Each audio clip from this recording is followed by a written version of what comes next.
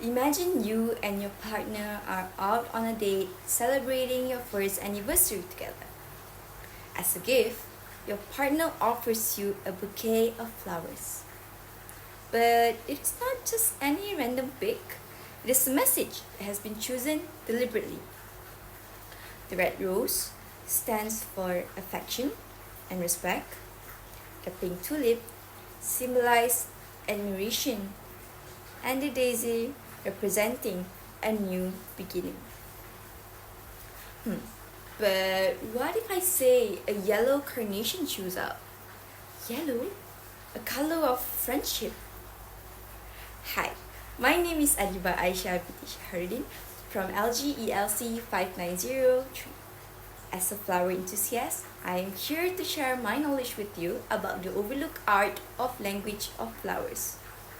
I hope that this knowledge can help you pay more attention to the little details into giving gifts for your loved ones.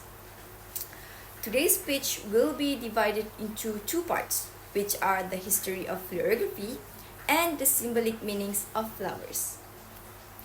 Now let's just all sit tight and let's travel my way back to the time when language of flowers was first invented. Language of flowers are also known as florography. It was first introduced by an aristocrat and a poet named Lady Mary Wortley Montagu. Now, she married the British ambassador of Turkey. So, she's there.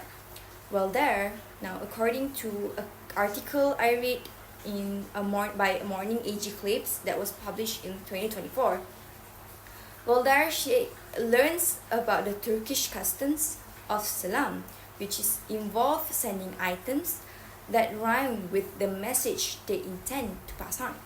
So while any object are acceptable to be used in salam, but in Europe, flowers emerged as the focus, and the practice of florography was very well established by the end of the 18th century. Flowers have gained very high interest during that era. Therefore, the florography managed to attract mostly women's attention. It was very lucky that it was introduced during that day. Now, the reason it attract women's attention during that time was because women had limited ways to express their emotions or their message. I can see that they are very much oppressed during that time, so they had very limited way to express their emotions. Therefore, women use this kind of method of communication in order to express their feelings. Now, later on, language of flowers was officially named florography during the Victorian era, which was a very popular era that they used florography widely. Now, let's dip deeper into the florography and learn about the symbolic meanings of flowers. Now, let me break this part into two sections. First, the general meanings of flowers by the type, and the second, the meanings based on the type and colors of the flowers. Nowadays, the meaning of flowers may be not as specific as the Victorian era, which are far way more complicated. During that era, they used not only the type, but they also used the color and the position the flower that was given in order to deliver the message. So the way you position the flowers are also important during that time. So, but still nowadays, different flower can also deliver different messages. For example, peonies are often associated with wealth, love, and respect. And my personal favorite, tulips, symbolize perfect and deep love. So it is very suitable for any romantic occasion. However, florography are more complex than that, especially during the Victorian era, and the colors can also convey variety meaningful messages. For example, yellow are oftenly symbolized or more associated with friendship. However, yellow tulips historically symbolize unrequited love. Now, this makes yellow tulips suitable for any romantic occasions.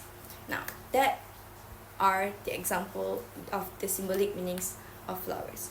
Now, to wrap things up, these are all facts about the language of flowers, or more known as florography.